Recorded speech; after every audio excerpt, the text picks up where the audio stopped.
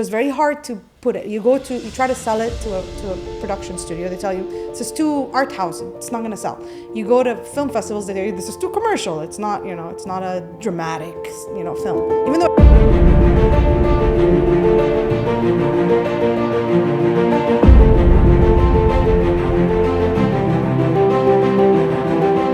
Welcome to the Spotlight with Tina on Anqor podcast. I'm your host, Tina George, an international runway model and a film professional, here to bring you insightful conversations with masterminds in the film and fashion world. Are you ready? Lights, camera, and action. I made it cheesy. I told you I'd make it cheesy. Welcome to the Spotlight. Thank Raz, you. Razan or Raz? What do you prefer? Both are fine. People call fine. me Razan, and people who don't speak Razan. Arabic. Yeah, Razan actually means the opposite of what I am. It means serenity, and I'm anything but serene. You gotta fool me. I think you're the most serene person I've met. It was actually my mom's choice because her family's crazy and she's the only sane one. And she's like, I wanted a daughter who's sane, so I'm going to call her Serenity. Okay.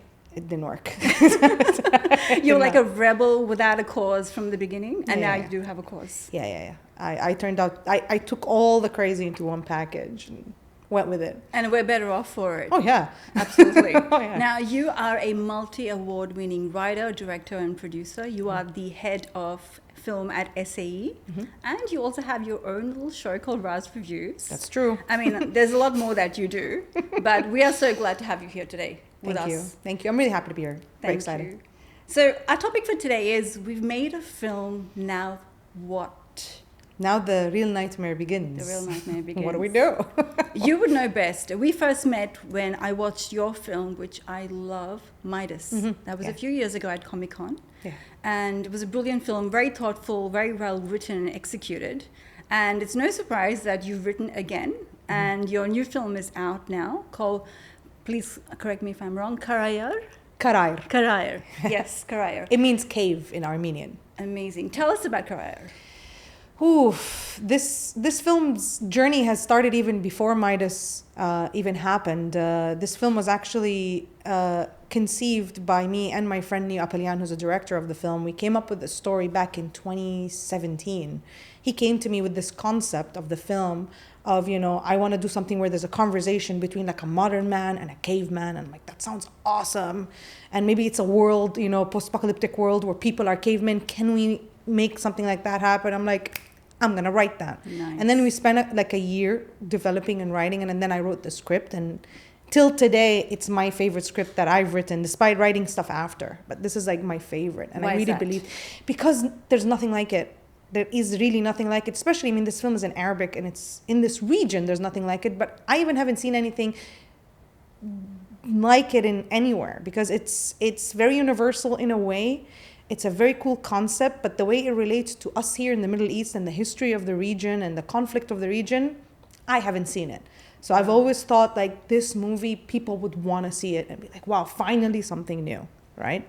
True. And it was in development for a very long time. It was in development hell. We couldn't get it financed because it's so new and different, right? And the problem in the region, especially for Arabic films, you have only two schools. You have your commercial side and you have your art house. And the art house is very, very art house, very, Oscar Beatty, Yes. very low on narrative, experimental, avant-garde, not commercial at all, doesn't have appeal. More aesthetic? Yeah, more dramatic, no genre, Yes. Whilst commercial is super commercial, just, comedies and action flicks.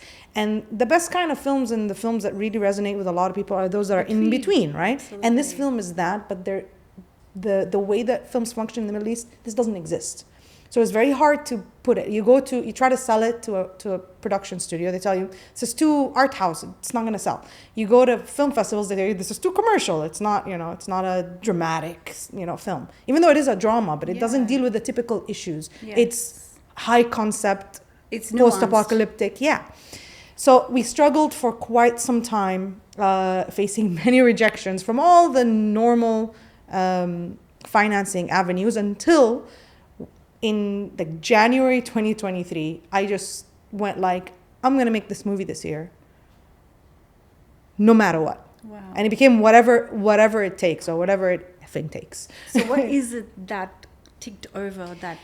It was 5 years. 5 years of trying to make it. And we had gone to the Red Sea Film Festival that year for the souk. They had like a networking connection for co-productions there.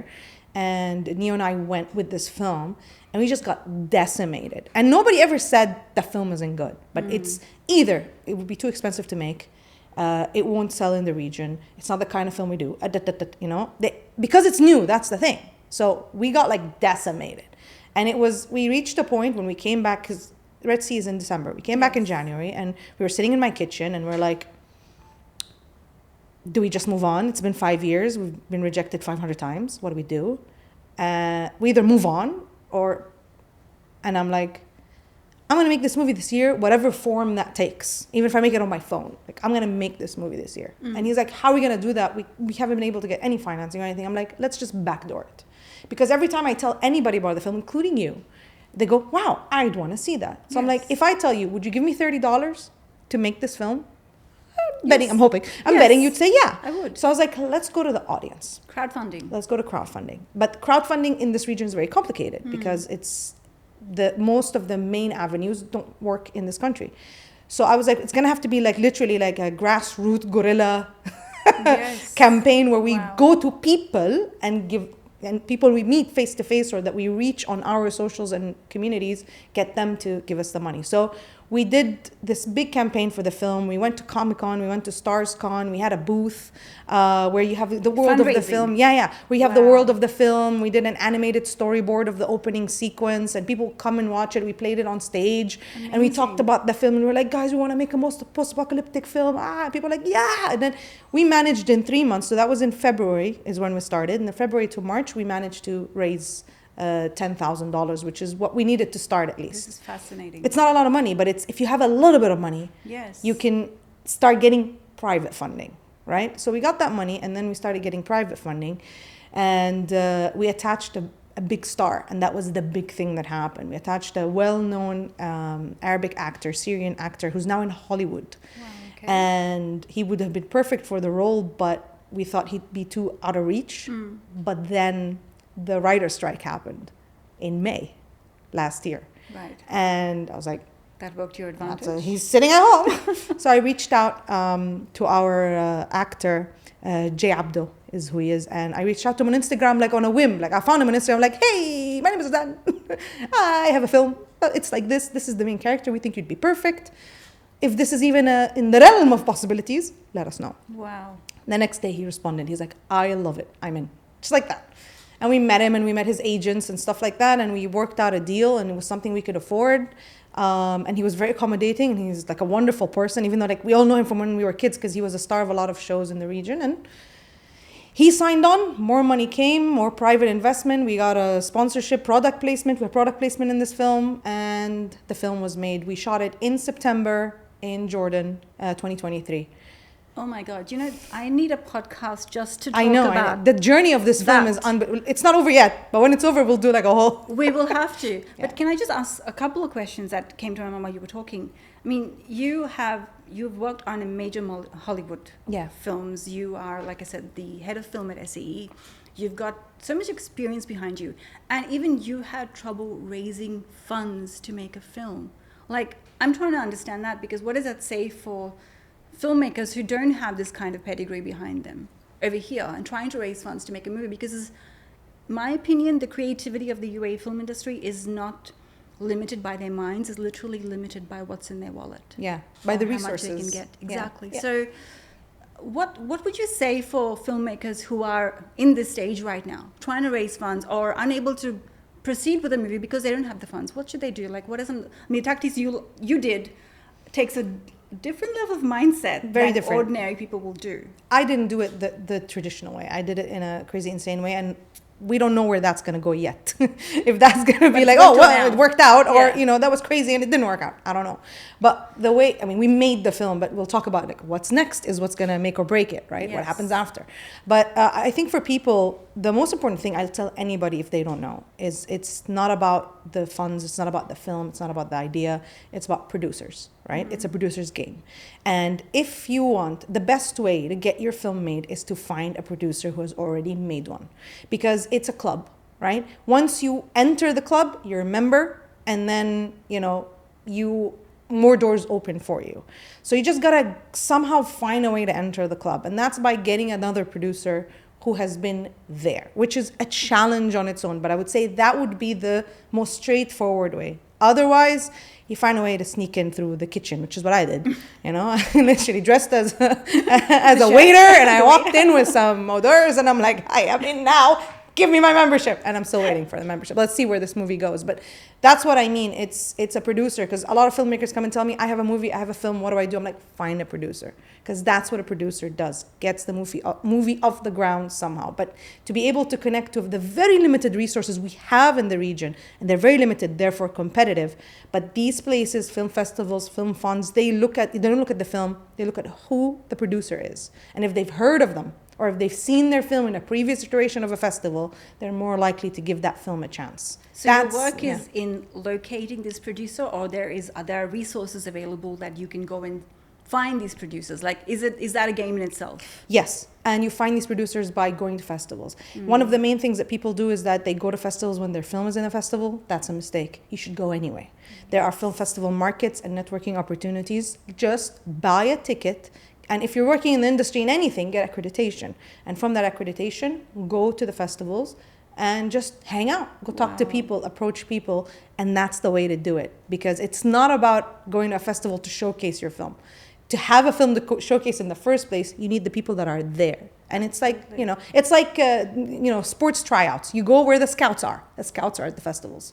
That is amazing. I think that's something that's not very key or not very opened about in these days. It's a club. It's a club. It's a cult. Gotta sneak into. Is it a cult? No, not yet. Not yet. Not yet. You're in the stage now of distribution. This is what I want to talk about. We finished. We finished the film. We wrapped shooting in September, and from September until May we were in post, and post was done all over the planet, due to lack of money and the kindness of strangers. Despite you getting funding, but that was just to shoot it, because it's a big film. It's a 27-minute film. It's high concept. It's on location in the mountains. It's very tough. So we needed a lot of money and equipment and people. We had a 45-man crew. It was insane. So can I ask you a question about that topic? Sure. Say at the beginning, before you made this film, you sat down and you did an entire budget. Yeah. Shooting, post-production, everything else. Would that have been too overwhelming to even start? Or was it the advantage that you're like, you know what, I'm just going to do it. I'm just going to figure it out. Yeah, I'm just going to do it. I did it in a way, I had an estimated budget, and I was going to do it a bit low budget, right? But then we had a star sign on. The moment Jay Abdo signed on to this film, everything changed, because now I have a star, which means I'm not just making a film to put on a streaming. I'm making a film that can possibly make an impact here, because we have a star attached. So I have to elevate the quality of the film to reach the quality of the cast. So the budget doubled. So I'm like, okay, now I have to double the budget. But it's one of those things where it's a weird butterfly effect, where once you increase the quality of the film, the increase for the need for the money also brings more motivation for people to invest somehow. It's weird. So I managed, I tried to finance this film for 5 years and couldn't get a single dirham. And then in 3 months, I raised $30,000. Wow. In 3 months while I'm in pre-production. We got our last bit of money for the film while I'm on set. And if I didn't get that money while I'm on set, now people will know who were on set. Sorry, guys. I paid them. But there was a chance. There was an opportunity where I'm going to be like, can I, wash your car for 6 years? But then on set, I got and I was sending photos from set to financiers and different people and be like, help me get this movie finished. I wrap in 2 days. I don't have enough money. Help. And then eventually people are like, okay, that looks awesome. I'll give you some. It's like that, I love your passion in doing this. And this is what you don't see in a 9-to-5 job. This passion, madness.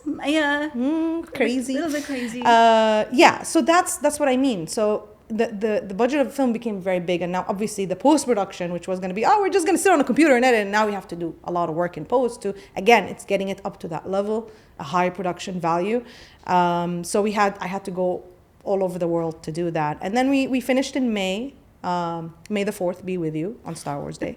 And since then the real nightmare began, which is, okay, you've made the film, It looks good, I think it looks awesome, but where do we go? And this is exactly where it kind of breaks down. Like creatives get into filmmaking to make a film and they've done all of that. But there's not much knowledge or resource or information as to what do you do? How do you go about distribution? Is there a cookie cutter way? Or is it like trial and error? What is the process? I think it's a combination of both. I mean, the way to look at it, you have to look at 2 distribution routes. 2.5. I'll talk about the other half. Okay. But generally, when you're making film, whether it's a short or a feature, if you meet a distributor, the first thing they're going to ask you is like, where do you want this to end? What's your plan? Do you want to go to festival? Do you want critical acclaim? Do you want commercial success? What do you want? You know, because you can't do it all. Some films do it all, the ones that we hear about, but that's lightning in a bottle. It's so rare, right? So you have to kind of know where your direction is. So you're either going for a festival run, right? So you're going for critical acclaim. And what do you want to do next? Do you want to sell this movie, like make money, or sell it, or get money to make it into a feature? Or do you want to make your next project? You have another project. See, all of these questions, the answer for it tells you what your distribution plan is going to be. So if you're going to go most independent, because we're not in Hollywood, so there's no studios, there's no commercial, and here short films don't sell. Like, number one thing about films, short films, know that a short film will never make money. Yes. And that's why it's so hard to get. It's easier to get more money, technically, even though it's more money for a feature film. Like, getting $1 million for a feature film is easier than getting $20,000 for a short. Oh, wow. Because that 1 million has a return on investment. Those 20,000 are just for the love of film, yes, exactly. For the love of the art. This was something I used to tell anybody who invests, and I was very straightforward with people. I'm like, we're not going to make money. This is not going to make money. We're trying to make something different. You want to be a part of it. And I kept saying in Arabic, في حب السينما, which means for the love of cinema. Like, thank you, but this is for the love of cinema. There's nothing coming back. Of course, if there is any financial gain, which is rare, then people who invested get a small percentage, but it's not much. So, are there many people who took you up on the for the love of cinema offer? Eventually. Yeah, eventually. Okay. Yeah, eventually. Because people like the idea. You know, once you get... People like the idea, but they're afraid takers. But when they see 5 other people have come on, or 2 people, or 1 star, then we're like, okay, if this guy sees something in it, I'm going to... Do you know what I mean? Yes. Once you have the boat, people will come in and grab a paddle. But if you show up and you just have a bunch of wood, you're like, we're going to sail across the ocean. They're like, I'm not getting in a boat with you. You know? So it's one of this, show them a boat. Yes. You know, have at least pieces of a boat. So yeah, back to the distribution plan. So you either go commercial, and if you're short film, that's not even an option. Then you're going for festivals. So festivals themselves are categories. It's not just, I went to 20 festivals or I went to 1 festival. In some cases, this is great. Mm-hmm. In other cases, this one festival is worth 100 of these, right? Absolutely. So you have to know your tiers. There's a tier list. You know, if there's any gamers out there, there's tiers, right? So you have your A-list festivals, right? And you have your supreme A-list, which is your S tier, which is the big 5, which is Venice, Toronto International Film Festival, Berlin Film Festival, Cannes, and Sundance. These are like the big 5. These are the primo, right? Yes. If your film is there, you don't need to win anything. Just being there, that's enough. It. It's going to open a lot of doors for you for sales afterwards, sell your movie, or to get distribution in regions, different regions. And these are all short films? This is for short and feature, obviously. Okay. But like, or for shorts, you can go to these festivals. Mm-hmm. Once you aim for that first, and also these films happen at different times of the year, so you have to schedule when your film was completed and what's the next upcoming submission date. Now, another thing that impacts the decision is the fact that these are all premiere festivals, meaning your film has to be, in most of them, a world premiere. So I can't go to Cannes and Venice. I have to choose. You know, yes, so where am I putting my eggs? Yes. You know, and where do I think I'm going to go? Yeah, and you don't finish your film and just put it in the next submission available, because you can't work your way up, right? Because the more festivals you get in, the less festivals you can be eligible for, because you lose premiere status. Exactly. Lots of festivals have regional premieres, so you have to think about, all right, so I have MENA region, I have Asia, I have Europe, and I have North America. And all of these, their premiere festivals, their A-list festivals, are usually a regional premiere. They'll tell you this film has to not have premiered anywhere outside of the US. For example, if you go to Toronto, or if you go to like Sundance, Palm Springs Shorts, like these are A-list festivals for short films. But like, I have to pick one of them. I can't be in all. If I'm going to Europe, there's Berlin, there's Cannes, there's Venice. The big 3 are there. And like, you have to pick one of them, right? And then you have, Asia, and Asia is its own thing. Now, and Middle East is the same thing. Middle East, we have Red Sea Film Festival, Cairo Film Festival, Guna Film Festivals. These are the big three. Cairo is the oldest one and it's the most well-known. But Red Sea is a new up-and-comer. DIF used to be here. There's no more DIF. Yes. Here we are. The people who organize DIF are the people organizing Red Sea. But again, you can apply to Red Sea and Cairo. You have to pick. Right. Because you can't do both. So it's very complicated. So figuring out your route helps. You need to do a lot of research. And how can you do research is what I said earlier. You have to go to these festivals already. Strategize according to your goal of your film. Once you aim, and again, you aim high for these people, you aim high for the big festivals, and then you trickle down in tier. Yes. You don't climb your way up. It's the other way, right? So let's say you cleared the big five and you didn't get in them, which is extremely common and not a thing to be upset about, because like you're aiming for the moon here, right? For these big five, but you try anyway. Yes. Doesn't hurt at all. It's not actually a lot of money. It's like I think like $185 to submit, so it's not much. Once you do that, then you start trickling down. Then you start looking at regions. I'm in the Middle East, so I look at the Middle East because our film is in Arabic, so language is important. Makes sense. Then I go like, would I want to be in North America or do I want to be in Europe? Again, watch the films that are successful in those regions and see how close your film is to that. Once you premiere your film in any of these regions, you can get a distribution deal. So distributors, like I said, they're like just as financiers and producers are in these festivals, like scouts. Yes. There's producers and sales agents that hang out at these festivals and watch the films. So if your film premieres in like Toronto Film Festival, 100% you're going to be approached by distributors for America. A bunch of them be like, and they'll offer you deals, to take your film and distribute it in that region overall. Same thing with Europe, same thing with Middle East, and so on and so forth. So. Wow. That's a long process. We haven't even talked about marketing. Yes, We're just talking about distribution. That's another ball game altogether. I mean, we've been doing our film Calling. We started with that film, and we've been doing the PR and the marketing and all of that, and the film festivals. Yeah. We were doing it all together at the same time. So I can appreciate what you're saying, and how much more work has to go involved into doing something like this. It's never over. As a filmmaker, especially, like we haven't had a big film yet, but we've been working on it to the bone for like years, it feels like. And like when we were in January, again, when I told you about the conversation in the kitchen, I thought that I just want to get this movie made, and when it's over, I made it. And then it was over, and I'm like, I didn't make it. Now what? Now what? Now we have to edit. How do I edit? How do I finish, VFX and sound and color and drama and travel?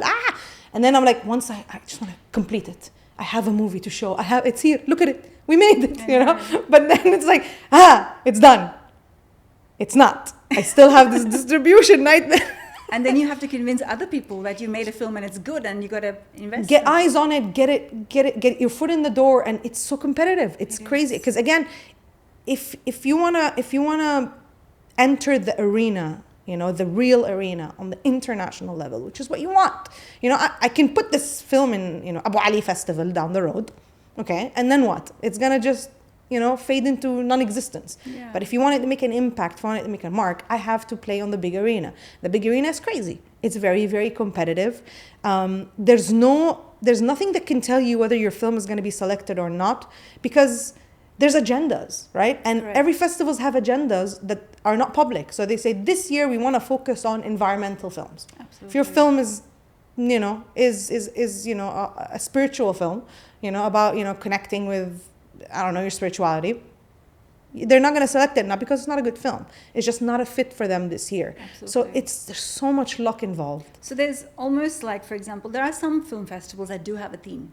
There are many, in fact, lately I've seen they have themes. So you're going to have to, you make a film for the love of making a film because you're a creator. So it's not like I want to make a film about yellow, for example. Yeah. No, you just make what comes to you, what's divine inspiration. But then if you go down this route, it becomes very prescriptive. Yep. On you doing things for a certain reason and very strategic.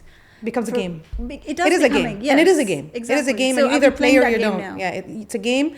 So it's a game. You either play or you don't. If you don't play, you might get lucky. You might not. Who knows? It's a chance if you don't play the game by these new rules now. Yeah.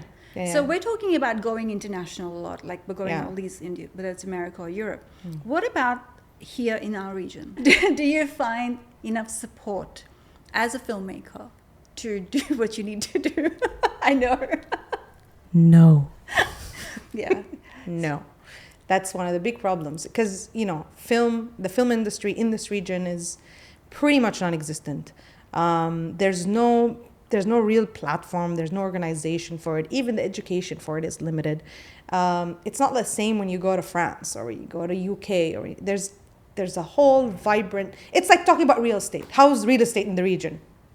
Booming. You can bump into a real estate agent in Spinneys anytime, Yes. But here, like, how often do we meet film? We all know each other. Like, Correct. everybody in this room, like, we know, because we're like a very small group. And there is no place. There's no real platform. There isn't a real regional festival even. Like, Cairo is very Egypt. Like, you won't see a Tunisian film. Like, there's North Africa, which is they're another planet, and they're more connected to Europe and the European festivals. And then you have like Cairo International Film Festival, and then you have Red Sea, and Red Sea is up and coming, but it's still playing by those rules of following the same game as the European festivals. There isn't anything here for something that's outside of this norm, this box of it's a film, low budget, light on narrative, heavy on message, and specific types of topics as well, where it's poor people, women's rights, the wars of the region and the strife and the conflict. Like, these topics, if you're not addressing them, you can address them indirectly, but they have to be the topic. And it becomes, what people call in mainstream films, it's Oscar bait. Yes. That's what they're keeping going. And the problem is that it created this echo chamber of us seeing the same film over and over again. Absolutely. And it's also alienated the people in the region from each other. So you have people who are arthouse, who are making films for each other. And it's like, how lovely. I love this. And monocles? And I'm a film buff, and cinema is beautiful when it's allegorical, and it's beautiful when it's experimental. But it's more than that. It can also be accessible, and it can also be impactful, and it can also have mass appeal, and it can also be beautiful. But we are limited to this extreme two sides of super art house, niche, analyze it, and if you understand it or don't, kind of cinema. And you have this like super shallow commercial music, jump around in colorful clothes. And there's this whole middle space that, funny enough, most people who watch films will watch films from that space, but what's happening is that they're watching it from America and from Korea and from Europe, and they're not watching it from here because it's not existing. True. So we're alienating a crowd, and they say the reason why there's no support for cinema in the region is because there's no money. There's no money because there's no audience. There's no audience because you're not giving them what they want. True. So it's this cycle we're stuck in, and somebody's got to break it. So aside from money being like the biggest thing, deterrent to making a film, making a good film, making the film you want to make. It's also attitude. My question, I guess, is what are the other things that you might feel are deterrent in Dubai or Abu Dhabi or UAE generally that are preventing good films being made? I think it's an attitude. There isn't a lot of film literacy, there isn't a lot of film appreciation. Film is an afterthought. And it's not just film, it's art in general. Is it really though? Because we get a lot of Hollywood films in here. We're producing big ones. But that's a commercial. It's a brand, right? It's something that we sell and we make money from. It's, it's a Pepsi. So it's the ROI at the end of the day, which is more interesting to this region. The problem is that film here is seen as a commodity, not an art. Film is both. Right? And it works on both. And this also applies to all. Music, we have the same problem in the region. It's that it's only viewed as a commodity, not a piece of art.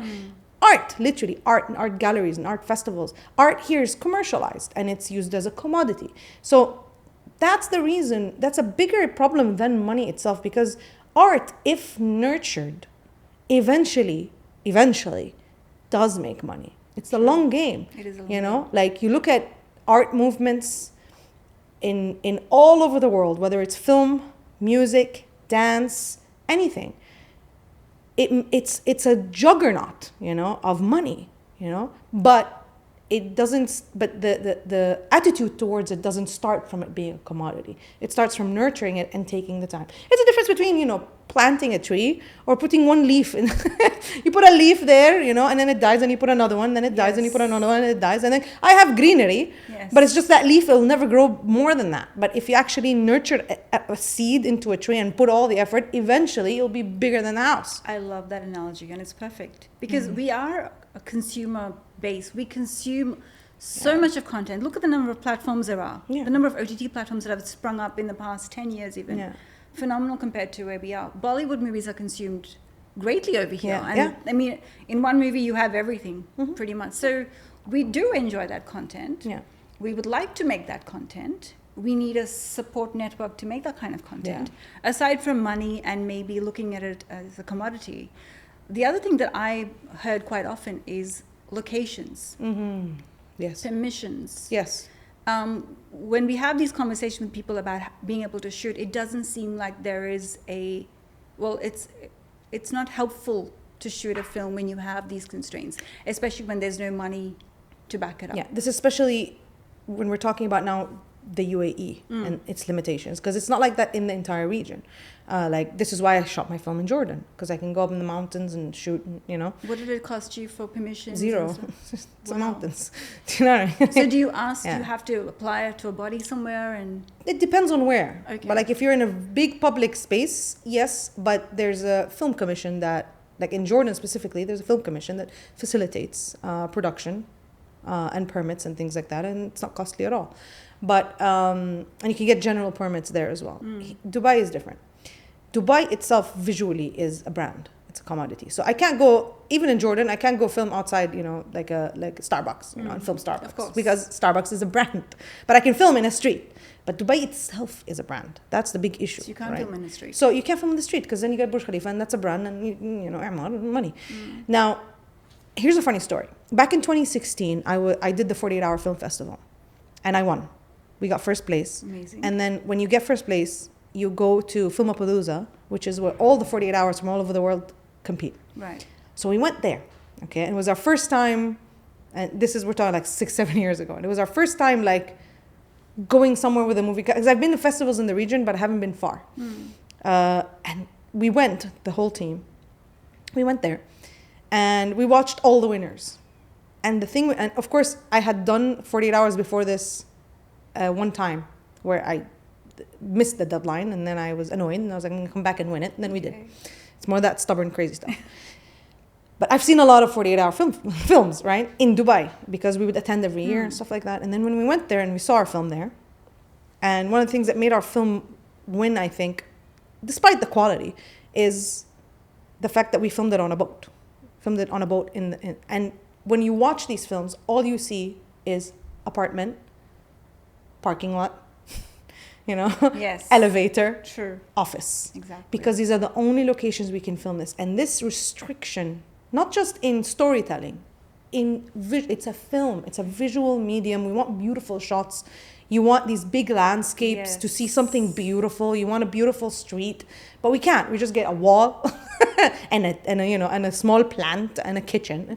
So all the films look the same and feel the same, and you're missing that aesthetic. When we went to the 48-hour film festival, we were watching films from Denmark, films from the UK, films from Ireland. We were watching, and these people have it's just a shot. But and visually rich. It's not a better cinematography than what we have here. The cinematographer is the same quality. It's a really nice shot. But in our case, the background for this guy is a kitchen.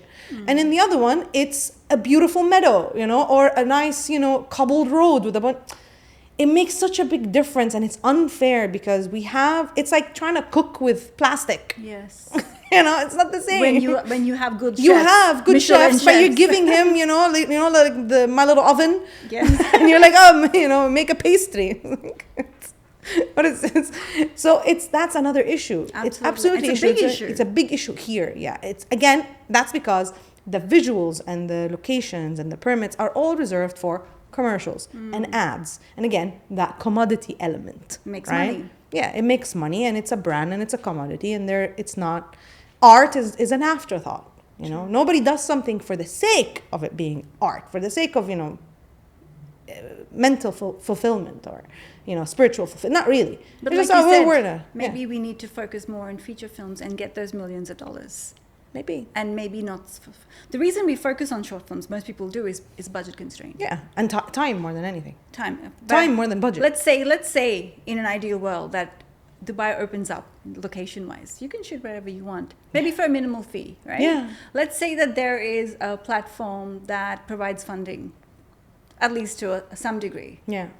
Now what's going to happen to the creative landscape of Dubai, do you think? Well, it'll flip upside down. Yeah. You'd find all these people, these artists hanging around depressed in their houses, start actually making content. And the thing is, yes, it's a competitive thing.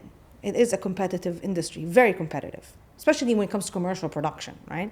But if one film succeeds, if one film makes it, or one filmmaker makes it, it's actually good for the rest of us. Like, look at Korea, right? Yes. Look at something like Squid Games, all right, or Parasite, or even older than that, Old Boy. Like, you look at these films that came out of Asia that made such an impact internationally. It opened the door for other filmmakers from that region and from those genres to have success. True. Right? So Confidence. Yes. So it's not about having a fund that's just going to one person and then everybody else is cut out and they're like, no, but this is what happens. The funds are so limited, and they also limit the content as well. They tell them, like, there are funds here, but they say you have to shoot in Sharjah. Again, it's his limit. Again, I'm getting limited, Yes. right? So it's tough. And it's also tough because as a region, we are very divided. Like, when you say American audience, you're talking about billions of people. When you say, English, audience, that's a lot of people. You say just French film, a lot of French people. That Yes. more people equals more money. When you say a Jordanian film, we're like this much. When you say like a film from the UAE has so many different audiences, and it's hard to get everybody to watch one thing. But there is a lot of potential. There is, but how do you combine all these audiences into one? It's very hard. Yeah. Especially when, again, if you go to the art house agenda, it's all about very specific messages about specific problems in specific regions. So if I make a film from Jordan, I have to talk about Jordan problems, but somebody in Tunisia wouldn't care. Let's take away the need to go Oscar worthy and be that Oscar bait. Let's take That's away that the need dream. and make film for the sake of making film creatively. Like, it could be about you and your dog, for all I care. But it's a well-made film. You've shown the dog walking on the streets, running in a meadow. This is the dream. And right now, what you're talking about is why I made Karayar. You told me, what made you go like, I'm going to make this movie? Because the whole point, because our film is set in the Middle East. It's not set in a specific country. Even the way I wrote the language is a mix of different dialects, but it's supposed to be Levantian, and it's set in an alternate world. And I bet you, I don't know what's going to happen in this film, but I bet you somebody from Jordan, from Syria, from Egypt, from Morocco, anybody who watches it will relate. Wow. And I bet you even outside of that, you watch it from any other country, even a non-Arabic speaking country, the themes are so universal, like Planet of the Apes. You don't have to be American to like Planet of the Apes. Do you know what I mean? Right. That's what I'm trying to make. And the current that we are fighting against is so overwhelming that I don't know if we're going to make it. Let's see. I told you, I wish I did this podcast after so I know. And I'd be like, well, we didn't make it. Or we did it. I don't know. Well, let's film 2 versions. Yeah. And then we'll One, have the we ending. did it. Exactly. Look at all my achievements. Other one was like, try better next time. But that's what I mean. So that's what we're trying to do. We're trying to remove that. But because of that, we faced struggles in every single step because this film is so open and it's not falling into those boxes. And funny enough, even in distribution, like for example, anytime you want to apply to a festival, you have to give them the country. What country is our film? Yes. We're living in the UAE. I'm Jordanian. The director is Armenian. The film has Arabic language and Armenian language in it. It was edited in Egypt. The sound design was made in Estonia and Portugal. Wow. And a large number of financing came from the UAE, from people here, private investors from here. And our main sponsorship is Code Red, the energy drink, which is from Saudi. So where is this film from? It's Planet Earth. But you have to pick. And for example, I say, okay, well, it was filmed in Jordan and we got a lot of money in Jordan. And I'm Jordanian, the producer and the writer, so I'm going to say it's Jordanian. And then like a festival will tell you, we already took 2 Jordanian films. They go like, all right, the director, where's the director from? Well, he's Armenian, but his passport is Lebanese. But this movie has nothing to do with Lebanese anything. So do we call it Lebanese? Do we call it Armenian? can't. Some of them say, call it Armenian. And then we're like, and they're like, oh, you can't make it. If it's Armenian, it's outside of the Arabic competition. But it's an Arabic film. This has been my nightmare last week. And more nightmares. So it's like again, the creative aspect is trying to be put into boxes. 100%. And that's where the stifling happens. It's you can't We're being suffocated by these boxes. Yeah. It's a big problem. I don't know what the solution is. The solution is I was somehow... hoping you would know what the solution is. I mean, why are we here? The solution is... The solution is that one of these films, or one project, makes it through all of these suffocating... You know, it's like a candle. Bottleneck. It's like a candle that is just, there's not a lot of oxygen, so it's barely burning, but somehow it makes it through and then finally it shines. You just need that one thing. I don't know if our film will be that one thing. I hope it is. But you just need that one film that's going to break these shackles of limitation and boxing and categorizing and limiting. And then we'll have cinema. Do you know, this will resound with so many filmmakers who watch this, because it's exactly what they're looking for. And I do hope that your film shatters everything. I hope so. I don't know. So we don't know what country to call it. The planet Earth for now. Earth for now. Yeah. So it's been amazing having you. Thank you so much, Raz, for your time. But before we go, we're going to do something really quickly. Okay. Now, you have your own channel, Raz Reviews, where you give amazing reviews about films, and I refer to it on Friday when I want to know what to watch. So I'm going to quickly say some movie names, and I want you to give me your rating out of 10. Oh boy. Okay. Yeah? Okay. I can do that. Let's go. Let's start with Long Legs. Ooh, I already gave it a rating. Yeah, give it a rating now. What did I give it? Oh my God. I can't contradict myself. I think 8.5. Okay, no problem. I'm not going to test you. We'll check later and we'll see if you lied or not. It might have been a 9. It's either 8.5 or 9. Let's say 8.75. Okay, fine. House of Dragons. I know you do episodes separately, but let's see. Season 2, I think you mean, or overall? Just overall. 8. 8? Game of Thrones? Except the last season. Minus the last 2 seasons? Yeah. 10. Oh. With the last 2 seasons? 6. True. Kingdom of the Planet of the Apes. Ooh, 8. 8. I like Shogun. that. Oh, 8.5. Wow. Challengers. Risque. 7.5. 7.5. What? So, 2 Oscar nominee films you talked about. Poor Things is one of them. What do you think about that? Ooh, Poor Things is very interesting. It's that art house thing, but it's also insane. I really enjoyed it. It's not for everybody because it's crazy. I think I gave it an 8 at the time, or 7.5, something like that. And American Fiction. Ooh, that's like a 8.5 or a 9. Wow. I connected so much. It's American Fiction is what I'm talking about. Is putting people in boxes. Yes. I love it. Now you're going to fangirl over this. Yeah. Just control yourself. It's Dune, isn't it? Yeah, it is. Dune 2. 20 out of 10. I love Dune. You know, I had students who worked on Dune. So I saw your excitement on your page. I was like, okay. I'm a big fan of the novels. I have a board game that I play. It's a very complicated board game. I mean, you were in a puddle next to the director. Yeah, I saw that. Yeah. Barbie. Ooh, I like Barbie. I think even 8.5. 8.5? Yeah, it was fun. Okay. And what I've not seen yet, Deadpool Wolverine. 9. 9? Yeah, Oh, I already reviewed it. Yeah, it's yes, a 9. I saw that. Solid You know that 9. I checked your Instagram and Yeah. that's how I got it. Great. A view. I gave it a 9. Yeah, I liked it. Amazing. Thank you so much, Raz. It's been You're so much welcome. fun having you on the show. I had so much fun. Wish you all the best for your film, and please tell us all about it when it's done. Will do. I'll come back in the comment section and be like, hey guys, it didn't really work out. No, do the Next other one. Or come back and be like, ha-ha! That's the one. All right, we'll see you next time then, Raz. Thanks so much. Thank you.